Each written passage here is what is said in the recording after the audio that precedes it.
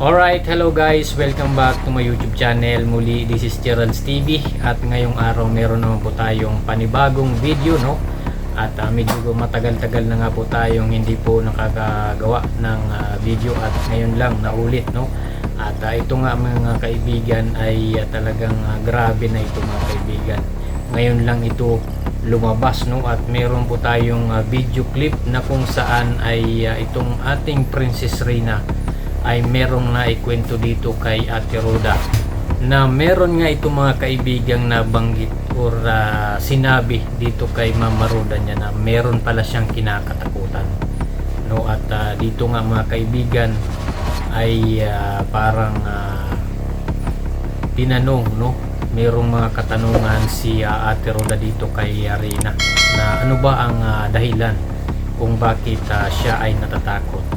So mga kaibigan, bago natin na ipagpatuloy ang video niyan at paano para malaman natin yan, ay kung bago ka pa lamang po dito sa ating channel ay huwag niyo pong kalimutang bisitahin ang mga channel ng Mag-Amang Val Santos Matubang, Kalinga Prab at Edna Vlogs at syempre lahat po ng Kalinga Partners, no? Especially dito kay Roda Mix Vlog, no? Ay puntahan nyo po ang kanyang channel at inyo pong panoorin ang kanyang mga video at syempre supportahan po natin ang kanyang mga ginagawa na mga vlogs at pagcha-charity, no? Ganun din syempre ang sina Kuya Val at Kalinga Prab at si Ate na.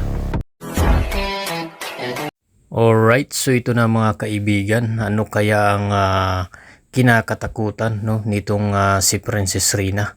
At ano kaya ang kanyang naikwento, no, o sinabi dito kay Mama Roda niya? At yan po ang ating alamin at meron po tayong isang maiksing video clip, no mga kaibigan, na kung saan ay doon nalaman ni Ate Roda kung ano ang kinakatakutan niya. At nakita nga ito mga kaibigan ni Ate Roda na medyo nanginginig at kinakabahan at dali-dali nga po itong bumaba, no, sa hagdan mula doon sa taas dahil nga po meron po siyang kinakatakutan, no, itong si Rina. So ito alamin po natin, no, mula ito sa video po ni Roda Mix Vlog. So syempre sa mga bago pa lamang po, no, dito sa ating channel ay suportahan niyo po ang channel na ito ni Roda Mix Vlog. So ito, panoorin po natin ng sabay-sabay. Bakit? Nanginginig ka? Wala kang kasama sa taas kanina? Oo. Bakit ka? Oo. Bakit naman sobrang matatakutin mo? Mamakanta kasi ako, matatakotin ngayon ako. Kaya ka nagka-nervous. Sobrang hinig ko dun. Akala ako dun. Paano ang ginig? Ganito ang kamat ng pating. Alam mo na. Labi ito. Hindi lalamunan. Alright, so yun nga, no mga kaibigan, at talagang may napansin ba kayo mga kaibigan dito kay Rina na talagang magaling na po itong batang ito, no, dahil nakita naman natin na siya na mismo ang nagtimpla ng kanyang kape, no, na kanyang iinumin.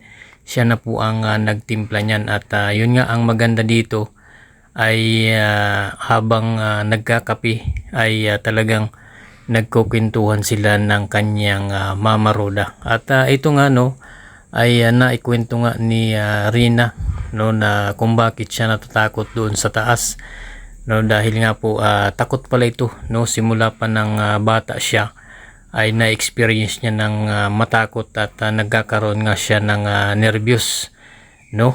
Ayun nga ito kay Rina. At isa pa ay talagang nanginginig siya, no, kahit noong bata pa siya. Kapag siya ay natatakot ay ayon nga sa kanya ay nanginginig pa siya kapag natatakot. At ayon naman kay Ate Roda ay wag siyang matakot dahil sila naman ang tao lang doon at syempre bahay nila yon, kaya dapat ay wag matakot itong si Rina, no. Pero ang nakakatuwa dito mga kaibigan at napansin din ito ni Ate Roda, no, na itong si Rina nga ay talagang okay na, no, okay na ang kanyang pakiramdam sa kanyang sarili at talagang magaling na ito, no, dahil nakakaramdam na ito ng takot or nasasabi niya na kay Ate Ruda kung ano yung kanyang mga nararamdaman sa kanyang sarili. So ito, meron pa pong karugtong yan mga kaibigan, yung ating video, at mula pa rin ito mga kaibigan sa channel po ni Ruda Mix Vlog. Alam na po niya pala pag siya nininervyos. Doon man lang yun, taas man lang yun. Nandito lang naman ako sa baba kanina. Ba't ka matatakot? Kasi wala kang kasama. Oo. Huwag kang matatakot. At yun na may bahay. Wala diyang multo. Ako'y nandito lang naman sa baba. Opo nga. Ayun, so yun nga no, nakakatuwa si Ate Ruda dahil talagang nanay na nanay ang datingan talaga no dito kay Princess Reyna, at talagang pinapaliwanag niya ng maayos no dito kay Reyna kung ano yung mga tamang gawin, at dapat ay wag matakot nga dahil bahay naman nila yon no. At ito ang maganda dito kay Ate Ruda, talagang itinuturing niya itong tunay na anak no, tunay na kapatid, parang ganun no. Talagang grabe ang ipinaparamdam at ipinapakitang pagmamahal ni Ate Ruda dito kay Princess Reyna.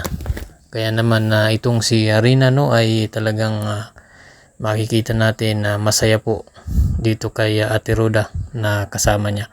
At kung mapapansin nyo no, kapag sumasagot si Reyna kay Mama Ruda niya ay talagang mahinahon at may kasamang paggalang no. Lagi nga pong may po at upo no itong si Reyna. So napakaganda ang pagtuturo ni Ate Ruda dito sa batang ito. Kaya naman napansin natin at nakita naman natin na talagang napabilis po ang pagbabago ni Reyna, yung kanyang paggaling no sa kanyang sarili, dahil talagang doon niya po or dito kay Mama Ruda niya no, kumbaga naramdaman niya na talagang may nagmamahal sa kanya no.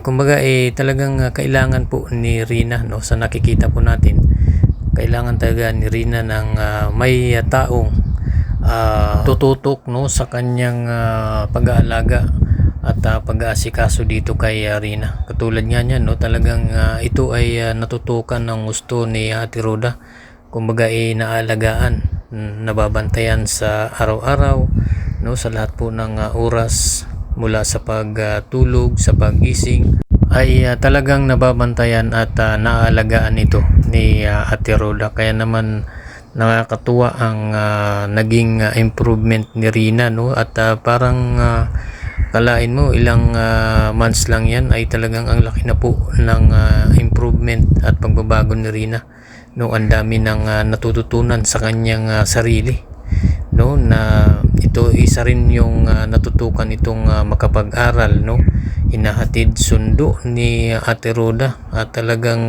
hindi po biro ang ginagawa ni Ate Ruda no sa pagmamahal at pag-aalaga na ipinaparamdam dito kay Princess Reyna no. Bagamat hindi niya po ito talaga kaano-ano, ay makikita natin na parang higit pa sa kanyang kapatid, at talagang itinuturing niya itong parang tunay na anak no, itong si Princess Reyna. Kaya naman mabilis lang talaga gumaling itong si Reyna. So yun lamang po mga kaibigan ang ating video sa araw na ito.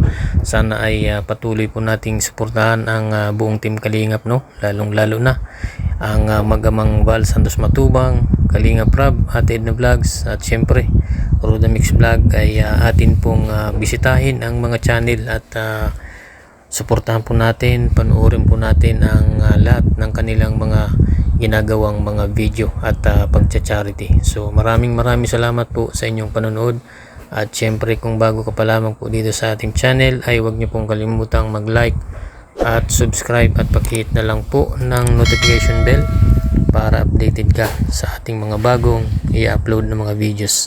Salamat po at God bless you all.